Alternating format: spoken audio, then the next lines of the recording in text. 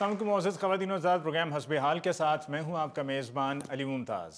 नाज़रीन, वज़ीर-ए-आज़म पाकिस्तान मियां मोहम्मद शहबाज शरीफ साहब ने चीन में मुनक्कद होने वाले शंघाई ताउन तंजीम के इजलास में शिरकत की।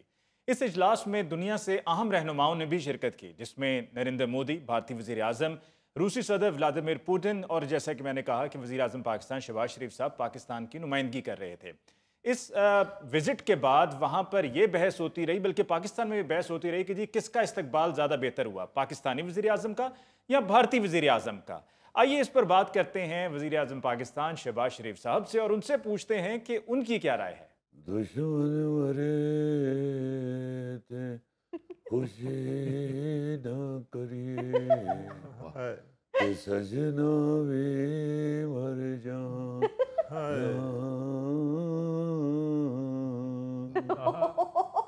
दुश्मन मरे थे। मियाँ साहब आप दुनिया टीवी पर ऑनलाइन हैं।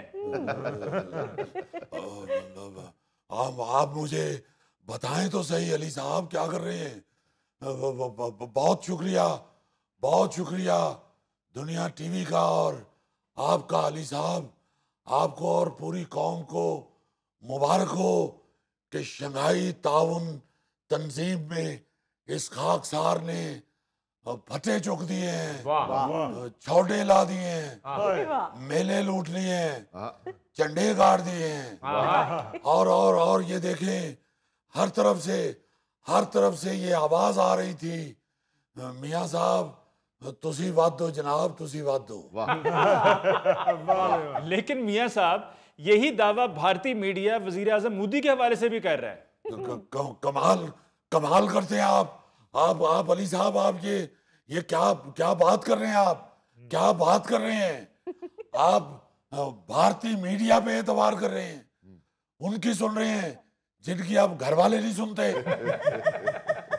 अली साहब 100 झूठा मरिया सी ते एक भारतीय मीडिया पैदा होया सी।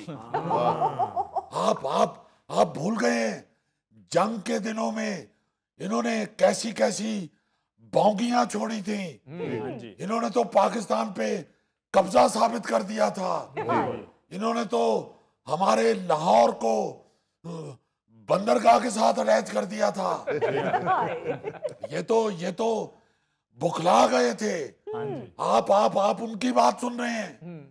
भाई आप ये याद रखें कि वो तो कुर्सियों पे बैठ के रिपोर्टिंग कर रहे होते हैं। ये तो तत्ते तवे पे बैठ के भी रिपोर्टिंग करें तो इन पे एतबार नहीं करना चाहिए। भारतीय मीडिया तो ये तासुर देने की कोशिश कर रहा है कि मोदी साहब ने बेजा करा दी है। हाँ, ये बात इनकी इस हद तक ठीक है कि आपने देखा कि उस तंजीम के इजलास में जब भी मोदी ने खड़े होके कोई बात करने की कोशिश की है या किसी से मिलने की कोशिश की है तो हर तरफ से ये आवाज आई है, ओ बेजा भाई बेजा। ये बात वाकई भारतीय मीडिया की ठीक है कि मोदी ने बेजा करा दी है। मैं तो यकीन मानिए कि इतना खुद रंजीदा हो रहा था। हमारा हमसाया है, हम क्या करें, हम हमसायों की इज्जत करने वाले लोग हैं। मैं तो खुद बड़ा रंजीदा हो रहा था कि किसी ने मोदी को मुंह ही नहीं लगाया, किसी ने उसके साथ हाथ मिलाना भी गवारा नहीं किया। आप यकीन मानिए अगर उधर कोई ढोल वाला होता तो वहां तो बंगड़े डालने को जी जा रहा था। मगर मैं आपको ये बता रहा हूं कि मैं उनकी ये हालत देख के दिल में ये सोच रहा था कि मियां मोहम्मद बख्श साहब ने फरमाया है कि दुश्मन मरे खुशी न करिए। इसलिए मैं ढोल वालों को भूल के वहां संजीदा बैठा रहा। मियां साहब वैल्यू तो वाकई मोदी को नहीं दीगी। मैंने वो वीडियो क्लिप देखा है जिसमें बड़ी गर्मजोशी से मोदी चाइनीज सदर के तरफ बड़ा हाथ मिलाने के लिए, लेकिन वो उसको इग्नोर करके उधर की तरफ चला गया। मैं गौरी साहब, मैं आपको क्या बताऊं, अल्लाह माफ करे, अल्लाह माफ करे। जब वो उस ऑडिटोरियम में आए हैं, इतना ठंडा इस्तकबाल हुआ है उनका कि हाल में मौजूद हर बंदे को सर्दी लगना शुरू हो गई थी। उस ऑडिटोरियम का दर्जा हरारत -30 पे चला गया। लोगों के दांत बजने शुरू हो गए। आप यकीन माने, इतनी सर्दी हो गई उस हाल के अंदर, इतना ठंडा इस्तकबाल था कि मुझे वो पुरानी ग्वाल मंडी का वो शरबत वाला याद आना शुरू हो गया, जो आवाज लगाया करता था, ठंडा ठारी। अल्लाह माफ करे, इतना ठंडा इस्तकबाल था कि जल्दी जल्दी इस्तकबाल खत्म करवाना पड़ा। डर था कि कहीं शंघाई ताउन तंजीम के शुरका को नमूनिया लाक ना हो जाए। जी जी मियाँ साहब, मैं वो सारे सरबराहान दी ग्रुप फोटो वेखी है। उन्हां च मोदी खलोता इंज ही लग रहा सी जिवें कॉलेज दे मुंडे बाहर आके पापड़ां वाले ना फोटो खिचा रहे हैं। मियाँ साहब, आपके इस्तकबाल में चीनी सदर शी जिनपिंग की गर्मजोशी दीदनी थी। खैर अली साहब, आपका भाई तो वो क्या कहते हैं, वो लहते गया है। आप ये देखें कि चीनी सदर ने सिर्फ रेड कारपेट पे इस्तकबाल ही नहीं किया जी, बल्कि उनकी मिसेस ने खैरियत दरियाफ्त करते हुए आपकी भाभी बच्चों का भी हाल अहवाल पूछा है। जिसपे चीनी सदर ने अपनी मिसेस से कहा कि सिर्फ भाभी दा ना पूछो, भाभियां दा पूछो। ये तो खैर तंजीम का इजलास था जी। आप देखें कि जापान के खिलाफ फतह की जो उनकी 80वीं परेड थी, उसमें भी चाइना के सदर ने आपके भाई को सदर प्यूटन से भी आगे रखा है। बल्कि मैंने उनसे कहा कि नहीं, रूस के सदर को आगे रखना बनता है। प्यूटन को जुडो कराटे भी आते हैं, वो राइडिंग भी कर लेते हैं, वो फिशिंग भी जानते हैं, वो बड़े कमाल के आदमी हैं, उनको आगे रखें। मगर चीन के सदर ने कहा कि नहीं पाजी, नहीं शहबाज साहब, तुसी अगे हो जनाब, तुसी बात दो। जिस तरह आपके लड़कों ने तैयारे उड़ाए हैं, तुसी अगे रहोगे। जी मियां साहब, मैंने वो वीडियो भी देखी है जो सदर प्यूटन के साथ आप मुलाकात कर रहे हैं। प्यूटन आपके साथ बड़ा हंस के बातें कर रहा था। हाँ, गौरी साहब, मैंने उनसे कहा जनाब, दौरा करें हमारे पाकिस्तान का। हमारे वहां तो कहा जाता है कि जिन्हें लाहौर नहीं वेखिया वो जमिया नहीं। ते तुसी बगैर जमन तो ही थे इजलास जा गए हो। तो उस पे उन्होंने बड़ा कहका लगाया, बड़ा हंसे वो। उन्होंने हंसते हुए उल्टा मुझे रूस आने की दावत दे दी। अरे वाह। और उन्होंने कहा कि नवंबर में आप तशरीफ लाएं, पहले आपको हम मुझसे पहले भी दावत दे सकते हैं, मगर नवंबर में आए, मौसम बड़ा खुशगवार होता है।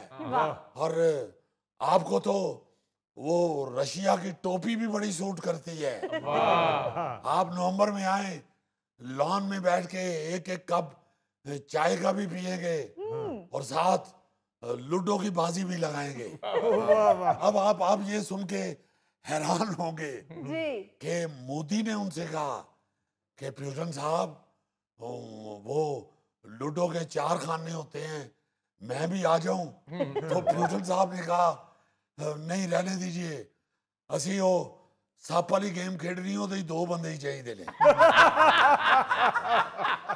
मियां साहब, चलें, ये तो बात होगी इस्तकबाल की, लेकिन असल सवाल तो ये पैदा होता है ना कि आपने इस इजलास में शिरकत की है, तो उसके बाद हमें हासिल वसूल क्या हुआ? अली साहब, फवायद का तो पूछे ही ना।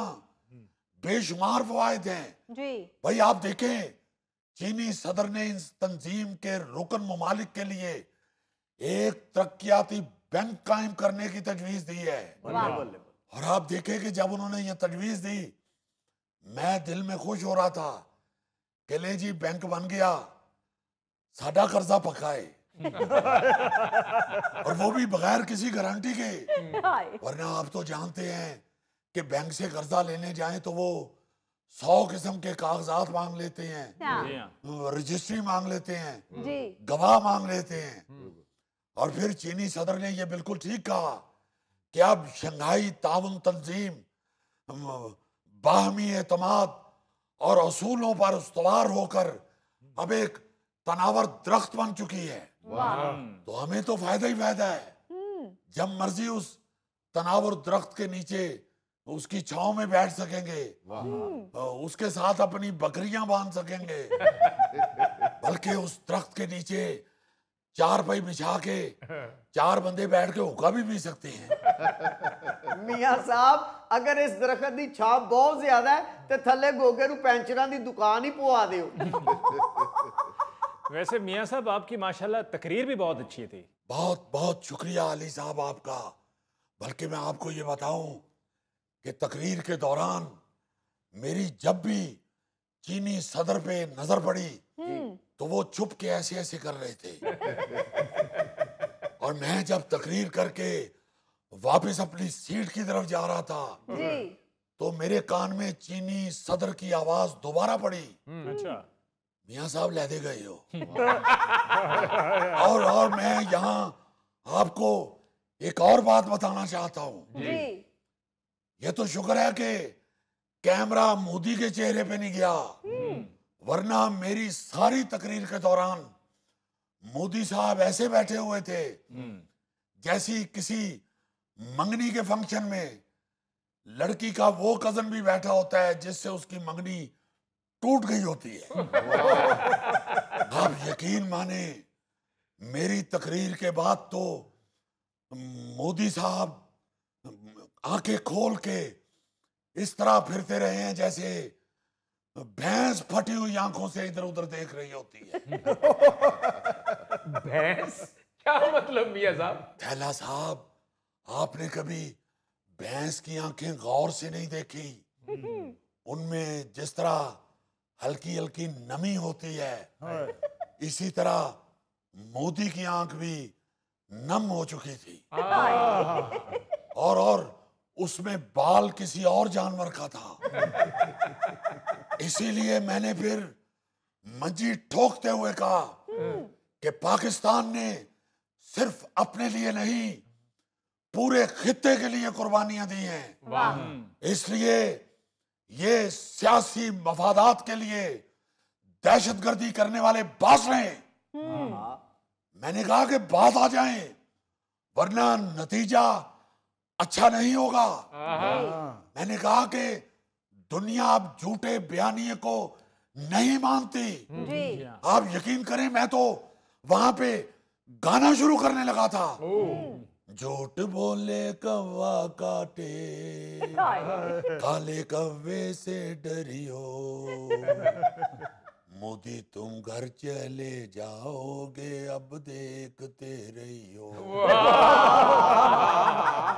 क्या कहने। और आप यकीन माने, अगर ये इजलास ओपन एयर में होता तो मैंने ये गाना गा देना था और लोगों ने फिर देखना था कि इस गाने के बाद मोदी के सर पे कब्बे इकट्ठे हो जाने थे। मियां साहब, आपने वो नुक्ता भी बहुत अच्छा दिया कि चीन जनूबी एशिया में जामे मुज़ाकरात अपनी सरबराही में कराए ताकि हम जल्द उसके समरात हासिल कर सकें। जी हाँ।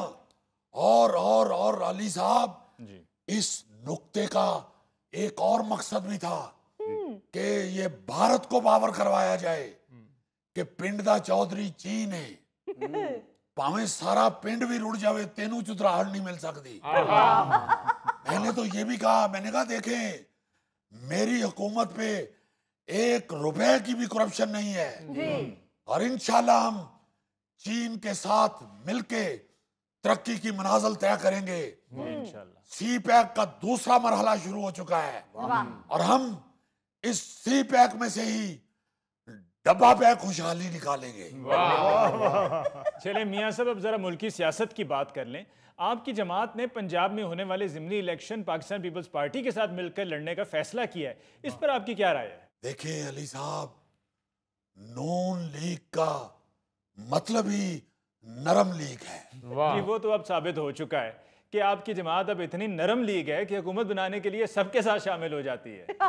देखिए अली मुमताज साहब, पीपल्स पार्टी के लिए हम हमेशा से ही नरम गोशा रखते हैं और इस इलेक्शन में जो सूरत हाल बन चुकी थी, हमें सिर्फ नरम गोशा ही नहीं बबू गोशा रखना पड़ गया।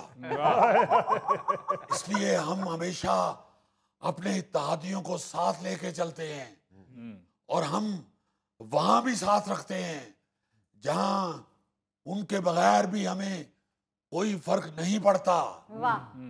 और मैं यहां आपको वाजे कर दूं, हमारा उसूल है, वो क्या कहते हैं कि जी नु जीए, एच नु एचे और तीसरा अल्फाबेट तुसी समझ ही गए होगे। बहुत बहुत शुक्रिया मियां साहब आपका। नाज़रीन, इसके साथ ही हम लेते हैं एक ब्रेक, मिलते हैं ब्रेक के बाद। जिथे जाकर ट्रेन रुकेगी उत्थे ही लावांगे दादे होरां। मेरा ख्याल है दुआ ही करते रहते ने, या अल्लाह सानू चलते फिरते नूं मौत आ जाए।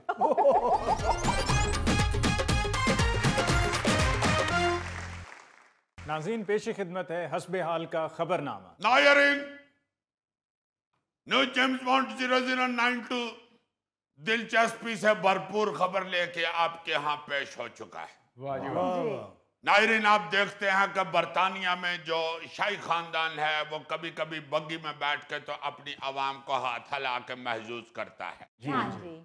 इतने जदीद दौर में ऐसे लोग अपनी पुरानी निशानियां जब लोगों के सामने लेके आते हैं तो लोग इसलिए खुश होते हैं कि उनके जो सरबराहान हैं वो अपनी रवायात के साथ जुड़े हुए हैं। बिल्कुल। लेकिन जिस सरबराह की आज मैं बात आपको सुनाने लगा हूं जी, वो अपने आबा-ओ-अजदाद की रवायात से भी जुड़े हुए हैं, मगर हल्के हल्के पागल भी लगते हैं। जेम्स बॉन्ड पागल क्यों लगते हैं? वो पैदल सफर करते हैं। पैदल वाला ही हिसाब है गौरी साहब। चीन के हालिया दौरे के लिए शुमाली कोरिया के supreme leader Kim Jong Un अपने आबा-ओ-अजदाद की मशहूर बख्तरबंद सब्ज ट्रेन पर सवार होकर चीन पहुंचे। इससे पहले रूस का दौरा भी किम जोंग उन इसी ट्रेन पर कर चुके हैं। इतना वेला सदर है ये, शुमाली कोरिया से चीन ट्रेन पे चला गया, उसको तो काफी वक्त लगा होगा। जिन्ना मर्जी लगे ओनू की। ये ऐसे भाई साहब हुए हैं जिनके बारे में आज आपको तफसील से बताऊंगा जी। तो आप कहेंगे कि यार दुनिया का कोई वाहिद ही बंदा होना है, ये नाल दा पीस होर किधरों नहीं मिल सकता। इसे आप लेके किसी दुकान पे भी जाएंगे ना, भाई जी तुहाडे कोल इहो जिहा पीस है, कहेंगे नहीं जी ये दुनिया का कल्ला ही पीस है। ना इस भाई ने कोई जलसे जुलसे करने होते हैं, ना इसने कोई मीटिंगें करनी होती हैं, ना इसने कोई सियासत करनी होती है, ना इसने कोई अपना टिकटॉक बनाया हुआ है, ना इसका कोई यूट्यूब चैनल है, ना ये सप वाली गेम खेलता है। वेला बंदा है। उसी अपनी आबा-ओ-अजदाद वाली ट्रेन पे बैठता है तो कितने दिन उहदे च सुता रहता है। और वो आपको मालूम है कि बख्तरबंद ट्रेन है। जी जनाब, महफूज ट्रेन, ना उस पे कोई हमला हो सकता है, ना कोई ऐसी गल, ना उहदे च दाल वाला चढ़ सकता है, ना उहदे च ठंडी बोतल वेखदी है, ना ही उहदे च कोई बंदा आके कहंदा भाई जी ऐ ते हो गया सदर, बाकी बंदे ते टिकटां चेक कराओ ना। ਉਹਦੀ ਆਪਣੀ ट्रेन है, अपनी ਉਹਦੇ ਮਈਏ ਨੇ, और ਇਹਦੇ अब्बा जी भी इसे ट्रेन च सफर करते हैं, ਇਹਦੇ दादा जी भी इसे ट्रेन च सफर करते हैं। और आप हैरान होंगे कि इसके दादा जी फौत भी इसी ट्रेन में हुए, और जब फौत भी हुए सन तो किसी ने जंजीर नहीं सी खींची। उन्होंने कहा भाई जी ते असूल ही वखरे ने, ते हुण जिथे जाकर ट्रेन रुकेगी उत्थे ही लावांगे दादे होरां। मेरा ख्याल है दुआ ही करते रहते ने, या अल्लाह सानू चलते फिरते नूं मौत आ जाए। नहीं तो ये जहाज में क्यों नहीं बैठते, इनको क्या तकलीफ है?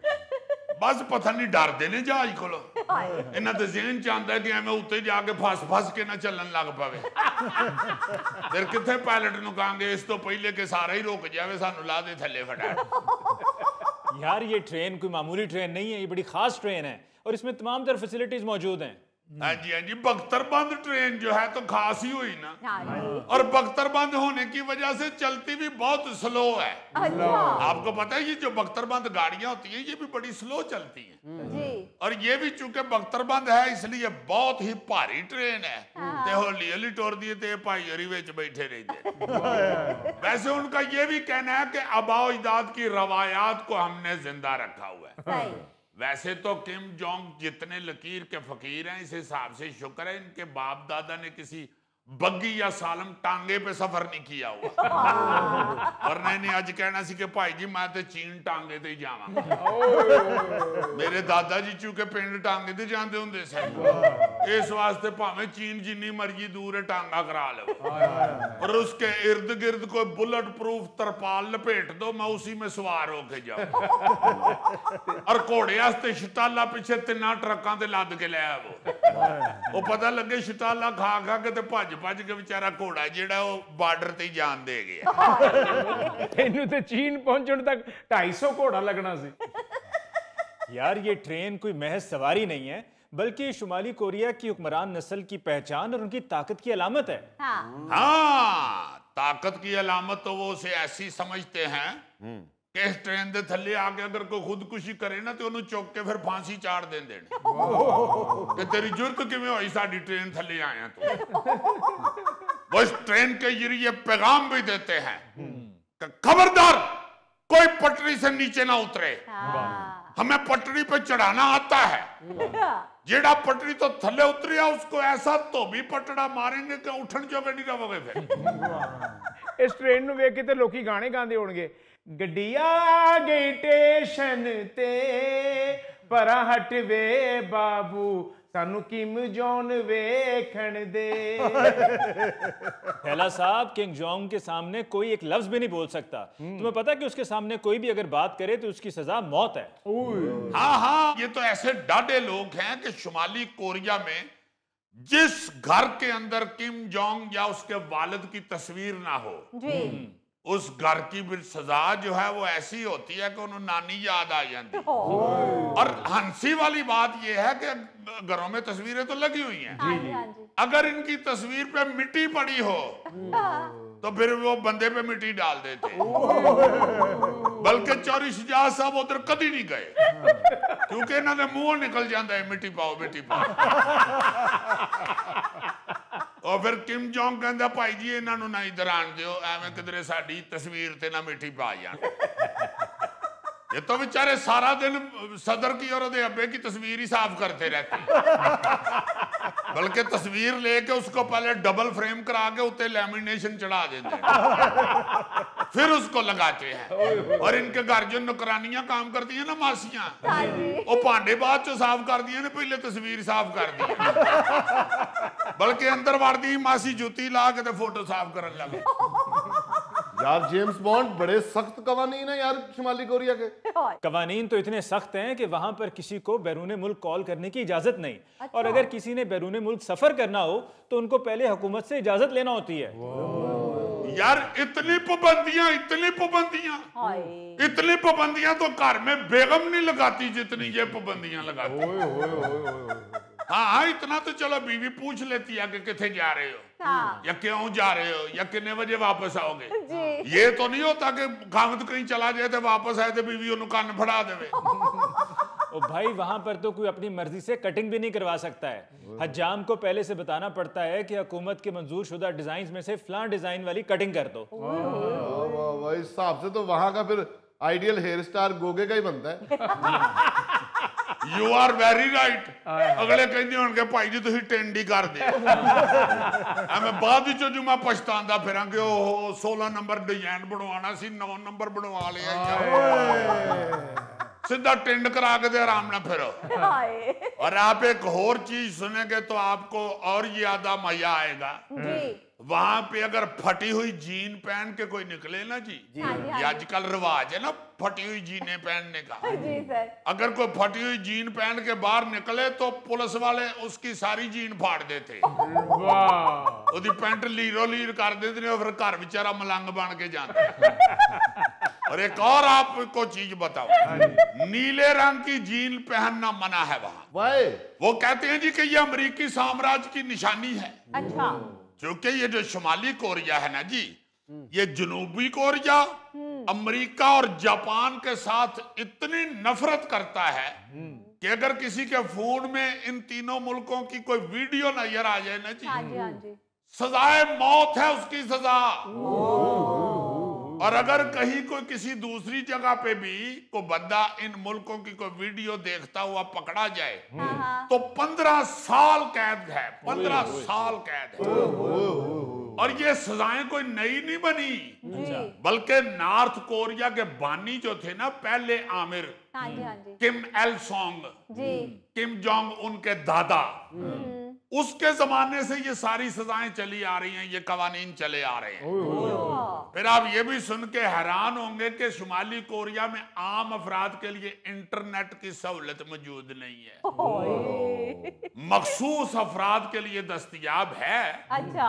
उसकी रफ्तार भी इतनी स्लो है, इतनी स्लो है कि कोई बंदा अगर कोई वीडियो लोड कर रहा होता है ना तो लोडिंग पे लगा के चला जाता है कि कल आगे देखांगे।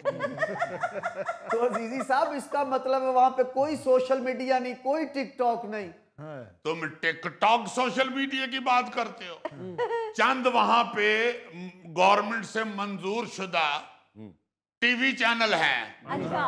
वो जो टीवी चैनल हैं वो भी सिर्फ वही बताते और दिखाते हैं जो गवर्नमेंट कहे। अपने पल्ले से तो वो कार्टून नहीं दिखा सकते। वो सीधा कह देंगे जेड़ा तुम कार्टून वहाया दी शक्ल साडे सदर ना मिलती है तुम्हें फांसी होगी। यार कोई एंटरटेनमेंट ही नहीं है उधर, तो फिर ये दिन कैसे गुजारते हैं? घर बैठ के ये कणक के दाने गिनते रहते हैं। आपको और गुस्सा चढ़ेगा, शुमाली कोरिया में कोई गैर मुल्की फिल्म, ड्रामा, गीत पाबंदी बिल्कुल नहीं। वो कहते ने जेड़ा अही बनवाया ना वो तुहानू वहाने आ, तुहानू जे मजा भी ना आया तो फिर भी तुहानू कैद करांगे। जेड़ा असी ड्रामा बनाया वो जिहो जिहा भी ओनू वेख के कहो आहा हा क्या ड्रामा है, तेरे सदके जावा खलीलुर रहमान कमर भुला दिता ये वाह। जेड़ा इंज ना करे ओदे हत्थां ते सोटियां मार दे ले। तेरियां उंगलां टुटियां ने क्यों नहीं इंज कीता है? बहुत सख्त जालिम लोग हैं। सीरियसली ये कोई गैर मुल्की फिल्म, ड्रामा ये वो कोई सुनता हुआ पाया जाए ना, अगर देखता हुआ पाया जाए, जी जी। इसकी खिलाफ वर्जी करने वाले की सजा भी मौत तक हो सकती है। शुमाली कोरिया में सिर्फ 3 टीवी चैनल हैं। अच्छा। और उन पर हुकूमत की मर्जी के तहत मवाद नशर होता है बस। लगता है पूरी दुनिया च कल्ले ही रही जान रहे तो यार थैले तो मैं बताया है कि ये गैर मुल्की कॉल करना जुर्म है। गैर मुल्की कॉल नहीं आप कर सकते, इंटरनेशनल फोन कॉल नहीं कर सकते, बहुत बड़ा जुर्म है। 2007 में एक फैक्ट्री के मालिक ने बगैर इजाजत के इंटरनेशनल कॉल मिला ली थी। अच्छा। जिस पर उसे फायरिंग स्क्वाड के सामने खड़ा करके 1.5 लाख लोगों की मौजूदगी में मौत के घाट उतार दिया गया। गोगाई करो फिर काल शुमाली कोरिया किसी बंदे ने।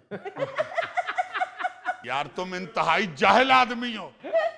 इसको क्या होना है, जिसको कॉल करेगा वो फड़िया जाएगा और फिर दसेगा कि मैनू फलां बंदे ने कॉल की है, फिर गोगा लैके जाएंगे ते गोगे नू इंज लैके जाएंगे जिवें किंग कॉन्ग नू हेलीकॉप्टर के थ्रू नहीं लैके जाते।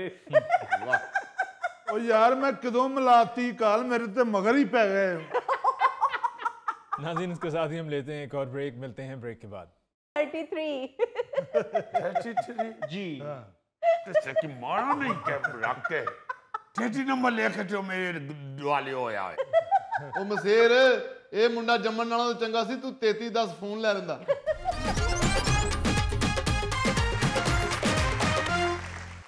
यार तुम्हारा मसला क्या है? तुम 24 घंटे जिमी के साथ रहते हो और फिर भी झगड़ते हो।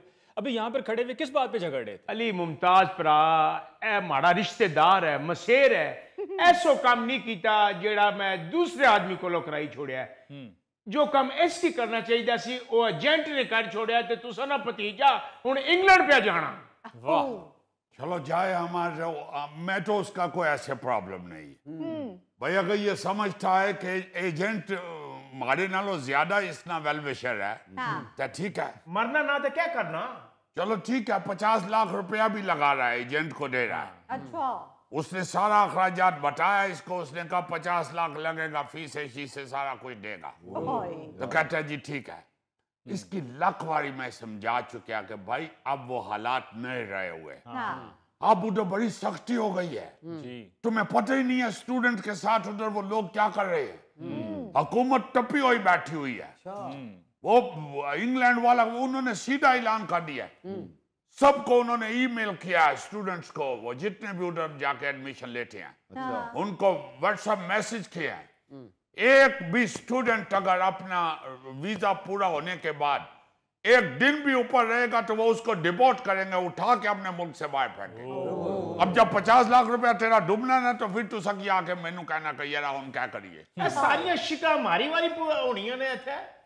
यार ये क्या बात करते हैं यार, इस बंदे को क्या समझाए बंदा। ਇਹਨਾਂ ਨੂੰ ਦੱਸੋ ਕਿ ਗਵਰਨਮੈਂਟ ਜਿਹੜੇ ਫੈਸਲੇ ਲੈਂਦੀ ਉਹ ਬਿਹਤਰ ਹੁੰਦੇ ਹੈ, ਵਰਨਾ ਜਿਮੀ ਸਾਹਿਬ ਹੈ ਤੇ ਤੁਹਾਡਾ ਕਜ਼ਨ ਸਰਕਸ ਇੰਜ ਦਾ ਬੰਦਾ ਸੱਪ ਵਾਲੀ ਆਈਟਮ ਤੋਂ ਪਹਿਲੇ ਬਕਸੇ ਲਿਆ ਕੇ ਰੱਖਦਾ। क्या कहिए इसकी।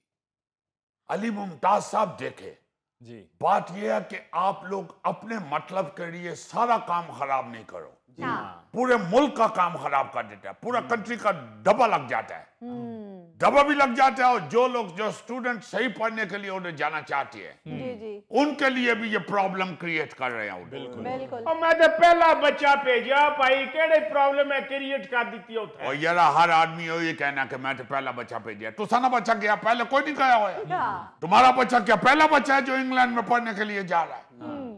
कई सालों से जा रहे हैं, शुरू से जा रहे हैं लोग जी। मगर मसला ये है कि आप वो देख रहे हैं स्टूडेंट्स ने उधर किया क्या, अच्छा किया। उधर जाके तो लेते एडमिशन है यूनिवर्सिटी में, कॉलेज में, और जाके उधर जाते ही नहीं है यूनिवर्सिटी कॉलेज। अच्छा, नालायक बच्चों को इधर से पैसे देकर उधर एजेंट के थ्रू भेज देते हैं। एजेंट अपना पैसा खड़ा करना है, इन्हें की अपनी पई होनी है। भेजते भी ये लोग सिर्फ इसलिए हैं स्टूडेंट्स को भी कि उधर जाके कम करके तो पैसे भेज। अब जो पढ़ाई के लिए सिर्फ जाना चाहते हैं उनके लिए भी ये रुकावट बन रहे हैं। बिल्कुल। अभी गवर्नमेंट ने कहा है उधर, आपको मालूम है 15,000 ऐसे स्टूडेंट्स उन्होंने लिस्ट बनाई है जो अभी उधर ओवरस्टे किया हुआ है, पनाह गुज़ीर हो जाते हैं। ईसा कीजिए असाइलम दे दियो। हाँ जी। जब उधर पढ़े होते हैं उस वक्त फिर जाके असाइलम उधर कहते हैं कि असाइलम चाहिए हमें। और उधर पनाह लेने के लिए, भाई पनाह लेना जिन मुल्कों से जंग लगा हुआ है, जिधर सारा जंग का हालात बने हुए हैं, उधर से नहीं वो लोग आए हुए। उन्होंने कहा कि इधर से ये सारे फ्रांस के थ्रू, ये बोट के थ्रू आते हैं, फ्रांस से ये लोग आ रहे हैं, उधर से तो आते ही नहीं है जिधर जंग लगा हुआ है या जिधर पॉलिटिकल सिचुएशन खतरनाक होया है। तो वो तो देते हैं, अगर वो असाइलम देते हैं तो ऐसे लोगों को देते हैं ना जिनको जान का खतरा होता है उधर। तो स्टूडेंट को कहां से जान का खतरा हो गया। इधर से एडमिशन लेकर उधर जाते हैं, कहते हैं हमको अब असाइलम चाहिए, असी नहीं जाना उन्हें क्या अच्छा वे कार लेने तो सको दुरुस्त। उन्होंने सीधा ऐलान कर दिया। अभी आप देखो उधर बड़ा शोर मचा हुआ है। वो कहते हैं कि सब के सब को वापस भेजो, डिपोर्ट करो। इनको यही नहीं है पता चल रहा कि पाकिस्तान का नाम बदनाम हो रहा है। वो जो 15,000 उधर ओवरस्टे लोग हैं जो असाइलम जिन्होंने अप्लाई किया हुआ है, यू नो उधर सबसे ज्यादा तादाद पाकिस्तानी बच्चों की 5,700 ऐसे लोग हैं जिन्होंने असाइलम अप्लाई किया और वो पाकिस्तानी है। उसके बाद फिर इंडियन है और बांग्लादेश वाले लोग हैं। यार अपने मुल्क की इज्जत का देखो, क्या करते हो तुम लोग। 8 साल पहले अपने भतीजे की ले जाना थे, वो चंगा नहीं सी। यार 8 साल पहले उसकी नक वगनी सी उस वक्त किथों ले जा सा। हद हो गई है यार, क्यों है भी जिद लगा के बैठा हुआ है। ਭਾਜੀ 50 ਲੱਖ ਤੁਸੀਂ ਏਜੰਟ ਨੂੰ ਦੇਤਾ, 5 ਲੱਖ ਦਾ ਇੱਥੇ ਤੁਸੀਂ ਰਕਸ਼ਾ ਦਿੰਦੇ, ਉਹਨੇ ਤੁਹਾਨੂੰ ਰਾਤ ਨੂੰ ਦਿਹਾੜੀ ਵੀ ਦੇਣੀ ਸੀ ਤੇ ਫੌਤਗੀ ਤੇ ਸਾਰਾ ਟੱਬਰ ਵੀ ਉਸੇ ਰਕਸ਼ੇ 'ਚ ਟੁਰ ਜਾਣਾ ਸੀ। अच्छा वाला मैं तो जब गोद में था उधर चला गया था। ये तो अल्लाह बख्शे मेरी वालदा मोहतरमा इधर ले आई मुझे जब मैं बड़ा हुआ तो इनके साथ मिला दिया, ये तुम्हारा कजन है। कजन क्या मुसीबत बना हुआ है, हर बात पुठी करने, हर बात पुठी करने। मैं यही सुनना चाहना सा कि मैं मुसीबत आते हर गल पुट्ठी करना वा तुसां की सीधी गल भी पुट्ठी लगनी है, बात गल आवे ਤੁਹਾਡੇ ਮਸੇਰ ਨੇ ਟੋਪੀ ਪੁੱਠੀ ਪਾਈ ਹੈ ਤੇ ਗੱਲ ਵੀ ਪੁੱਠੀ ਕਰਨੀ ਹੈ।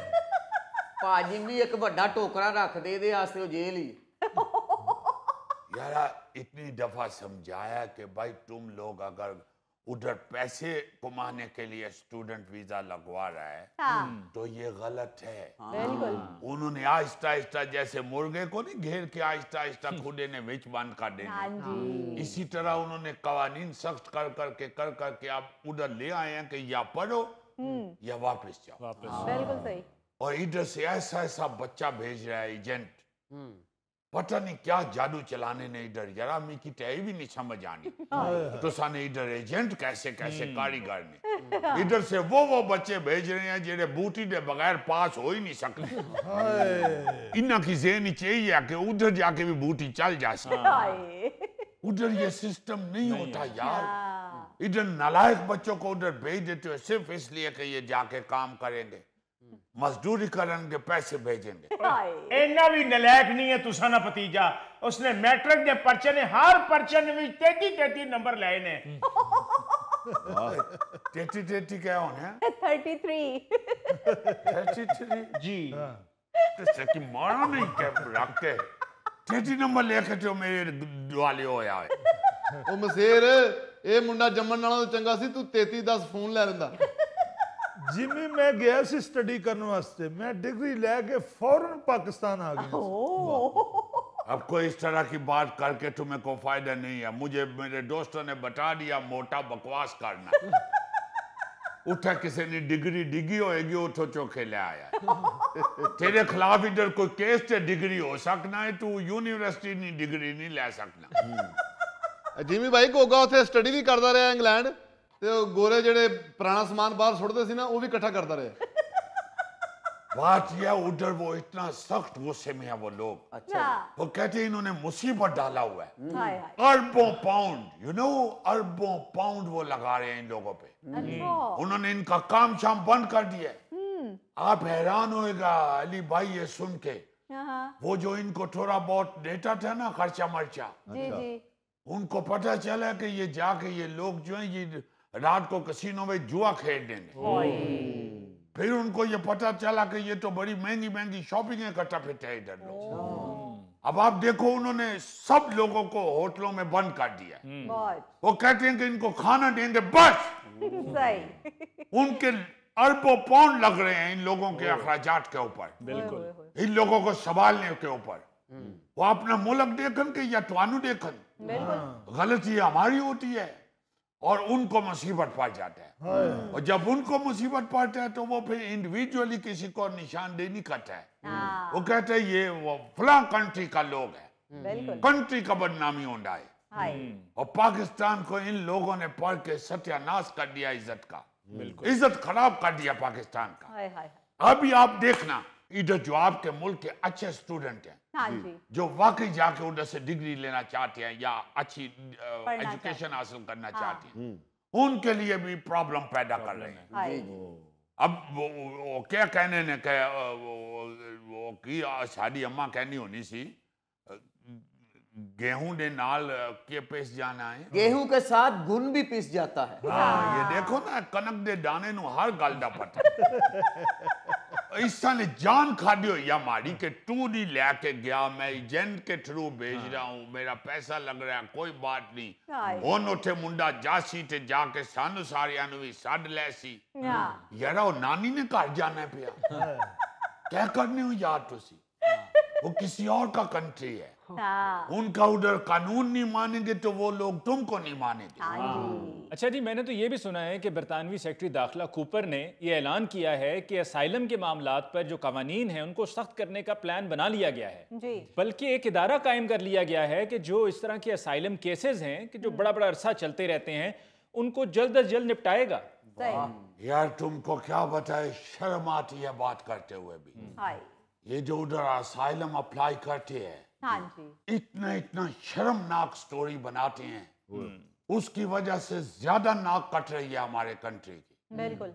ये सेम जेंडर मैरिज का केस कर देते हैं जाके, हाय। कि हमारे मुल्क में ये नहीं मानते हैं, हमारे मजहबी से नहीं मानते, तो मेरी जान को खतरा है, मैं सेम जेंडर मैरिज करना चाहने हूँ, इसलिए मुझे इधर पनाह दी जावे। इस तरह की जहालत करते हैं। हाय।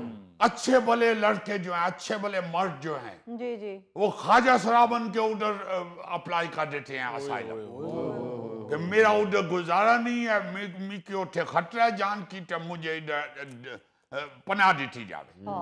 क्या कर रहे हो यार, खुदा ने वास्ते देख लो, बड़ी हो चुकी है इस मुल्क ने नाल।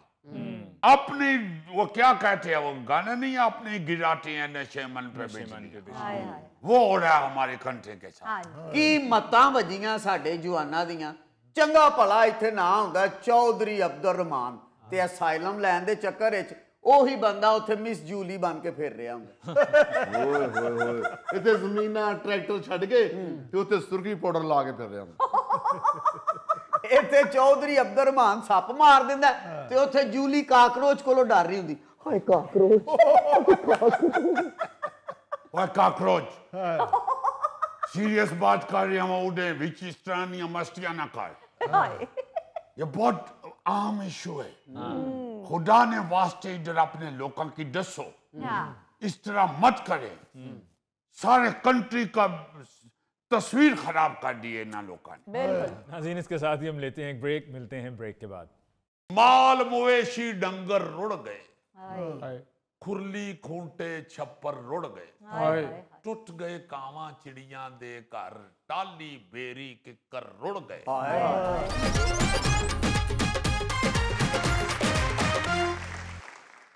जी अजीजी साहब, क्या पूछना चाह रहे थे आप? यार मैं ये कहना चाह रहा था कि अल्लाह ताला हम सब पे रहमत कर दे और हमें मुश्किलों से निकाल ले।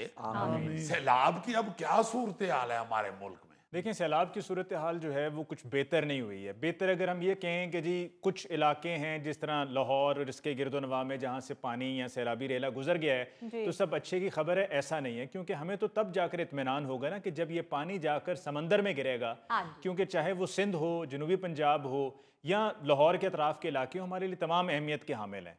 तो अब सूरत हाल ये है, बताया जाता है कि ये तीनों दरियाओं का पानी यानी कि सतलुज, रावी और चनाब का पानी अब सिंध में पहुंचेगा और वहां से फिर गुजरता हुआ आगे जाएगा। तो जब वहां पहुंचेगा तो आप खुद ही अंदाजा लगा लीजिए कि यहाँ सूरत हाल क्या रही। तो वहां पहुंचने पर तबाही के ज्यादा इम्कानात हैं। अल्लाह पाक खैर रखे। यार मैं ये इसलिए ये इस पे बात करना चाह रहा था, ये गुफ्तगू हो भी रही है हर चैनल पे। जी जी जी। यार ये कोई आज की बात तो नहीं है, हाँ जी। ये तो जब से पाकिस्तान बना है, बड़े बताते हैं कि पार्टीशन के फौरन बाद, बल्कि अगले महीने शायद सैलाब आ गया था। जी। तो कई दफा आया है, कई दफा आया और बहुत तबाही हुई है, कई जाने गई हैं, कई नुकसानात हुए हैं, कई बेशुमार जानवर, लाखों, बल्कि अब तो करोड़ों हो चुके होंगे अब तक, हाँ जी, हाँ। अगर टोटल करें तो। जी। जानवर जो हैं बेचारे वो मर गए हैं। बिल्कुल। तो अभी तक कुछ कोई ऐसा बंदोबस्त, कोई इंतजाम, कोई इससे बचाओ, ये तो बात ठीक है कि बड़े बड़े जो जदीद कंट्रीज हैं, जो बड़े मजबूत मुल्क हैं, जिनका बड़ा अच्छा इंफ्रास्ट्रक्चर है हाँ जी। हुकूमत का, उन लोगों को भी पुसूड़ी पड़ जाती है जब अल्लाह ताला की तरफ से, अल्लाह ना करे आफत आती है, कोई सैलाब हो या जल्जला हो, तो बेशुमार नुकसानात होते हैं। मगर ये जो पानी वाला मसला है हमारा, दरिया तो वही है, बहाव भी उसी तरह है, तो सैलाब भी आ रहा है। यानी मैं सुन के हैरान हो गया हूं कि नेशनल डिजास्टर मैनेजमेंट अथॉरिटी जो है हमारी, NDMA, उसकी रिपोर्ट के मुताबिक क़याम पाकिस्तान से अब तक 30 बड़े सैलाब आ चुके हैं। अच्छा। और पहला सैलाब जैसे मैंने बताया कि वो आज़ादी के अगले महीने सितंबर में आ गया था, याद आ गया मुझे। लेकिन उस वक्त चूंकि हिजरत का शोर था तो सैलाब गुजर गया, उसका नहीं इतना एहसास हुआ। अलबत्ता उसके बाद आने वाले हर सैलाब ने अवाम का सख्त इम्तिहान लिया। है। आलमी बैंक की रिपोर्ट के मुताबिक 1950 से लेके 2010 तक पाकिस्तान में आने वाले सैलाबों में कमोबेश 10,000 अफराद अपनी जानों से हाथ धो बैठे। फिर 1950 के सैलाब में तकरीबन 3,000 अफराद जो हैं वो जाँ बहक हुए। फिर 1956 में, फिर 58 में भी सैलाब आए। फिर 1972 और 1976 के सैलाबों ने भी इन्हीं इलाकों को मलियामेट किया जो आज हो रहे हैं, यानी पंजाब, सिंध, खैबर पख्तूनख्वा, खास तौर पर सिंध और जनूबी पंजाब में ज्यादा तबाही हुई। फिर 1992 का सैलाब जिसे सुपर फ्लड कहा जाता है, क्योंकि उसमें तो करोड़ों अफराद मुतासर हुए थे। उसके बाद फिर 2010 का बदतरीन सैलाब, 2000 जाने गई थी, जिससे मुल्क के कुल रकबे का 20% हिस्सा और 2 करोड़ लोग मुतासर हुए थे। 11 लाख घर मुकम्मल तबाह हो गए थे। ये 2010 का जो सैलाब है। ओए होए होए होए, 50 लाख से जायद जानवर हलाक हुए थे एक सैलाब। 2010 के सैलाब से पाकिस्तान को 16 अरब डॉलर का नुकसान हुआ था। उसके बाद भी फिर 2022 में भी आने वाला सैलाब मुल्क की तारीख का बदतरीन सैलाब था। बड़ी देर तक पानी रहा उसका। हाँ यार, 1800 लोग जान से हाथ धो बैठे थे, जबकि मुल्क का 1/3 हिस्सा पानी में डूब गया था और 3 करोड़ 30 लाख अफराद मुतासर हुए थे। इस सैलाब से मुआशी नुकसान का तहमीना उस वक्त लगाया गया था जो वो 30 अरब डॉलर लगाया गया था। 3 साल गुजरने के बाद भी कोई मुतासरा इलाकों और मंसूबों की बहाली का काम मुकम्मल नहीं हो सका। बिल्कुल अजीजी, और इसके अलावा पाकिस्तान में सैलाब की बड़ी वजूहात में मौसमियाती तब्दीली, गैर मुतवक्के बारिशें और ग्लेशियर्स का पिघलना, जंगलात की बेदरेक कटाई और कुदरती रुकावटों का खात्मा, दरियाओं के किनारों पर तजावुजात और गैर कानूनी तामीरात, ये सब शामिल हैं। ये अपना ही किया धरा है ना। जी बिल्कुल, दरियाओं से रेत और बजरी निकालने के बेलगाम ठेकों की वजह से दरियाओं में गैर फितरी तौर पे रुकावटें खड़ी हो रही हैं। ओ यार, ये सारा कुछ अब हर बंदा जानता है, मगर मैं सोचता हूँ कि गवर्नमेंट के एंड से क्या है। हम देखते हैं गवर्नमेंट भाग दौड़ कर रही है, सीएम साहिबा बाहर निकली हुई हैं, मिनिस्टर्स जा रहे हैं इधर उधर, ये वो सारा कुछ है, बिल्कुल, मगर बंदोबस्त क्या हुआ है? एक ही हम शोर सुनते हैं ना जी कि डैम ज्यादा बनाएं, डैम ज्यादा बनाएं, पानी स्टोर। बिल्कुल नहीं, बड़ा थोड़ा सा पानी स्टोर होता है। ये जितना पानी आता है उसके लिए और बहुत सी चीजें ऐसी हैं चीन ने की हैं। भाई अब चीन आते जाते रहते हैं, अभी वजीर आजम साहब भी गए, अभी जापान से होके आई हैं सीएम साहिबा। और यार खुदा दा वास्ता जे पहले उत्थे जाके अपने बंदियां नूं, अपने आवाम नूं, जाना नूं बचाने दा तरीका ते पहले पूछो। सारे काम छड्ड के पहले आए ते पूछो, चूंकि फिर अगले साल होना है सारा कुछ। अल्लाह ना करे, अल्लाह ना करे। क्लाइमेट चेंज जिस तरह हुआ है दुनिया में और उसके जो आपको नजर आ रहे हैं असरात, उससे तो बड़ा डर लगना शुरू हो गया है। सबसे पहले चीन के साथ ये कोई मीटिंग करें, उनसे कुछ ये पूछें कि क्या करना है। निरा बाहर निकल के वीडियोस बना के टेलीविजन पे चलाना या तस्वीरें अखबारों में लगवा लेना, इससे काम नहीं चलेगा। खुदा वास्ते ना ऐसे करें। बिल्कुल सही। इन्नमल्ला मालू बिन्नियात, और रब सबकी नीयतों को देख रहा है। आप क्यों इस तरह के कर रहे हैं काम के जिससे बस आप कहें कि वक्ती तौर पे आवाम खुश हो जाए? ऐसे ना करें। मुझे किसी बुजुर्ग ने बताया कि ये जो है ना जी सैलाब में या पानी में उतर जाना, ये भुट्टो साहब के दौर में हुआ था। 1972 में जब आया था सैलाब, तो भुट्टो साहब कहीं बाहर निकले थे इसी तरह सैलाबी इलाके को देखने के लिए, और उन्होंने देखा कुछ लोग जो थे वो पानी में फंसे हुए ये वो और बाहर आ रहे थे वो। तो भुट्टो साहब पानी में घुस गए, उनकी तरफ को चल पड़े। उन लोगों ने वो पानी के अंदर ही भुट्टो साहब के नारे लगाने शुरू कर दिए। और भुट्टो साहब जब उनके पास पहुंचे तो वो बता रहे थे जी कि वो भुट्टो साहब को उन्होंने अपने कंधों पे उठा के बाहर की तरफ आना शुरू कर दिया, नारे लगाने शुरू कर दिए। तो ये एक इत्तफाक ऐसा हुआ। उसके बाद भुट्टो साहब ने इतना उसको इस्तेमाल नहीं किया जितना अब हर हुकूमत करती है। हर हुकूमत करती है, बिल्कुल। और अब तो नून लीग की हुकूमत तो बड़ी देर से हुक्मरानी कर रही है यार, बड़ी देर से नून लीग हुक्मरानी कर रही है। अब जाके कुछ बाहर के लोगों से पूछें कि किस तरह इससे बचा जाए, नहरें नई निकाले, अपने जो खुश्क इलाके हैं उनको सैराब करें इस पानी के साथ। हाँ जी। सिर्फ डैमों से नहीं काम बनेगा, डैम भी जरूर बनाए, उससे भी कुछ ना कुछ फर्क पड़ता है। जी जी जी। मगर और 100 तरीके हैं, हाँ जी। खुदा के वास्ते इस्तेमाल करें वो तरीके, खुदा के लिए। ये इस तरह टेलीविजन के ऊपर तमाशा ना लगाएं, बड़ा दुख होता है। अब बहुत कुछ आ चुका है सोशल मीडिया के ऊपर, आपके वो चीजें जो शायद आप नहीं टीवी के लिए बना रहे होते, हाँ जी। मगर सोशल मीडिया के लोग या पास खड़े लोगों के पास कैमरे हैं। बिल्कुल। अब हर बंदा रिपोर्टर है। अब ये 25 करोड़ आवाम जो है ये सारी की सारी रिपोर्टर हो चुकी है। ये कहीं ना कहीं से आपका कोई ना कोई जुमला ऐसा, अभी मैं इसलिए ये बात कर रहा हूं कि बिलाल यासीन है पंजाब के मिनिस्टर, जी जी जी। वो कहीं गए हुए हैं किसी सैलाब ज़दगान के पास और उनको कह रहे हैं कि बिरयानी मिली है, बिरयानी, बोटी मिली है, बोटी। यार ये क्या कर रहे हैं, इससे तो रोना आता है। ये आप क्या कर रहे हैं, ये किस तरह के लफ्ज आप इस्तेमाल कर रहे हैं, ये कौन सी खिदमत कर रहे हैं आप?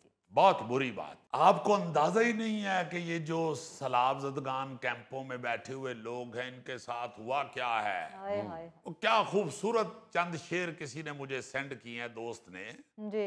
माल मवेशी डंगर रुड़ गए, खुरली खूंटे छप्पर रुड़ गए, टुट गए कावां चिड़ियां दे घर, टुट गए कावां चिड़ियां दे घर, टाली बेरी किकर रुड़ गए, पिंड दी वड्डी मस्जिद ढह गई, दरियां पारे मिंबर रुड़ गए।